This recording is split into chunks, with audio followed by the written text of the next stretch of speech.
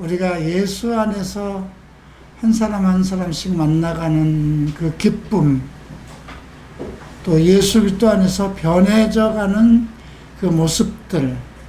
근데 자기는 그렇게 내가 변했나 그런 것을 쉽게 느끼지 못해요. 평가는 다른 사람과 하나님에게 받는 것이거든요. 근데 내 안에서 예수를 믿는 기쁨이 있다면, 내가 그리스도를 사랑하고 하나님을 사랑하는 그 마음이 있고, 내가 하나님을 믿는 기쁨 속에 있다면 그 사람은 지금 변하고 있는 것입니다. 그래서 우리가 그 기쁨과 그 은혜 속에서 나날이 성장해 가는 것이고요. 그 속에서 하나님이 그리스도의 형상을 만들어가는 것입니다. 예, 성경은 우리가 그와 만날 때 내가 그와 같은 것을 보게 될 것이라고 그렇게 증거합니다. 예수 그리스도를 어떤 모습일까 우리 상당히 궁금하죠. 빌립 사도도 예수님에게 하나님의 얼굴이 상당히 궁금했는가 봅니다. 하나님을 좀 보여주십시오. 그러면 우리가 정말 하나님의 뜻대로 살겠습니다. 그때 예수님이 내가 나와 그렇게 오래 있었는데 하나님을 보여달라고 하느냐. 나를 본 자는 하나님을 보았다.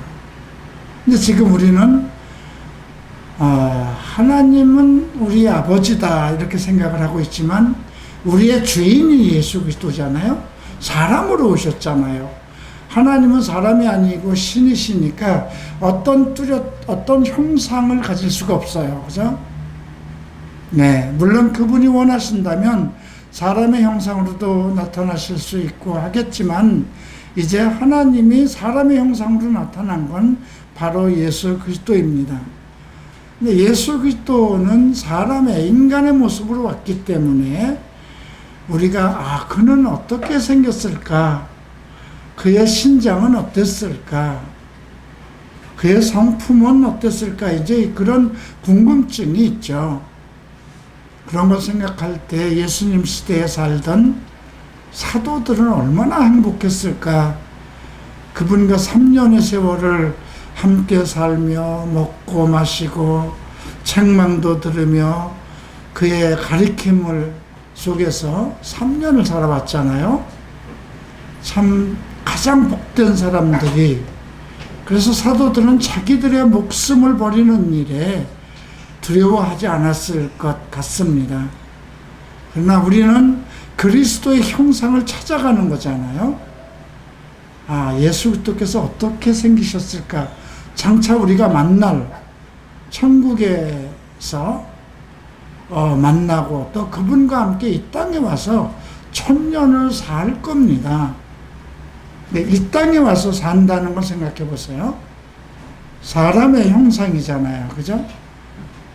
그리스도의 형상, 그리스도와 함께 이 땅에서 1000년을 산다는 그러한 정말 생각할 수 없는 그러한 날을 우리가 고대해야 됩니다. 그래서 잠시 이제 그것을 성경은 우리 믿는 자들이, 하나님의 자녀된 자들의 유업, 하나님의 상속이라고 합니다. 이 세상 모든 것을 그리스도에게 주셨는데 우리가 그의 형제가 됐기 때문에 그리스도와 함께 공동 상속자가 되는 것이죠. 그래서 바울은 그와 우리가 장차 받을 그 영광은 지금 현재 우리의 받는 그 고난과 비교할 수가 없도다. 그러니 잠시 우리가 그 영광을 받기 위해서 잠시 고난도 받아야 되지 않겠느냐, 이렇게 우리에게 권고하고 있습니다. 성경을 배우는 이유가 무엇일까요?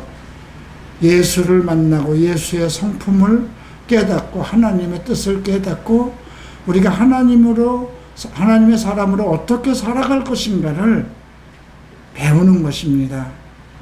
그 말씀이 육신이 돼서 하나님의 말씀이 육신이 돼서 예수 그리스도의 형상으로 이 땅에 오셨듯이 우리가 복음의 말씀이 우리 마음속에 새겨지고 그 말씀이 우리 삶 속에서, 우리 생활 속에서 나타나는 것 똑같죠. 하나님의 말씀이 그리스도의 형상으로 우리 이 땅에 오신 것처럼 성경에 기록되어 있는 그 복음의 말씀이 내 삶 속에 나타나는 것, 바로 나를 통해서 그리스도가 나타나는 것이고요. 내 삶의 표현이고요. 내 인생의 형상이라고 그럴까요? 그래서 자부심을 가지십시오. 지금 아마 우리가 사는 동안 여러분은 나보다 더 많은 고난을 받을 수도 있습니다. 세상이 악해지니까요. 우리가 살던, 내가 태어나던 그 초등학교 때의 그 시절에는 세상이 그렇게 악하지 않았어요. 시내가에 흐르는 물을 그냥 손으로 떠먹을 수 있었고요. 정말 하늘이 맑고 공기가 깨끗했습니다. 그냥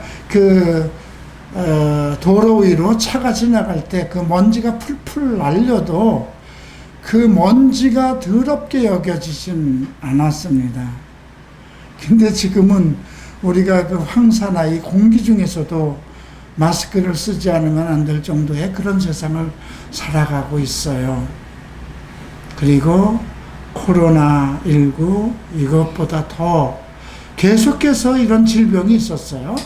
메르스가 있었고 사스가 있었고 새들로 인해서 전염되는 그런 철새 이동될 때마다 구제역이 발표되고 돼지나 모든 그 가축들이 죽어가는 그런 것이 해마다 있어 왔었어요.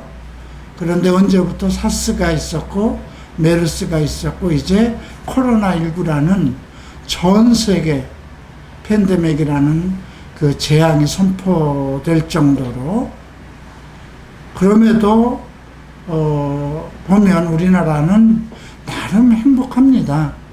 지금 미국과 브라질, 이탈리아, 유럽을 보면 와, 저 사람들은 어떻게 살아갈까? 완전히 지옥이잖아요. 그죠? 그런데 우리나라는 나름대로 우리가 주의하면 되는 것입니다. 사회적 거리를 둔다는 것, 그건 사람과의 만남 속에서 꼭 우리가 믿을 수 있는 사람만을 만나고 의로운 사람을 만나고 의로운 사람들 가운데는 특별한 하나님의 영이 역사하지 않겠습니까? 성령이 역사하죠. 하나님은 치료의 영이십니다. 그러면 성령의 역사, 의롭고 거룩한 사람들 속에 역사하는 성령의 역사가 있는데 질병을 막아주시지 않겠습니까? 저는 그런 확신을 가지고 있습니다.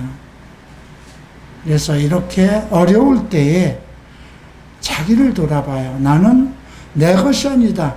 그리스도의 사람이다. 하나님의 것이다. 나는 거룩한 자이고 나는 그리스도의 이름으로 의로운 자가 되었다. 그래서 그의 이름을 욕되게 하는 일은 하면 안 됩니다. 마음의 기쁨과 즐거움을 가지고 남을 위해서 기도하고 교회를 위해서 기도하고 국가를 위해서 기도하고 그렇게 모범된 성도의 삶을 살도록 하십시다.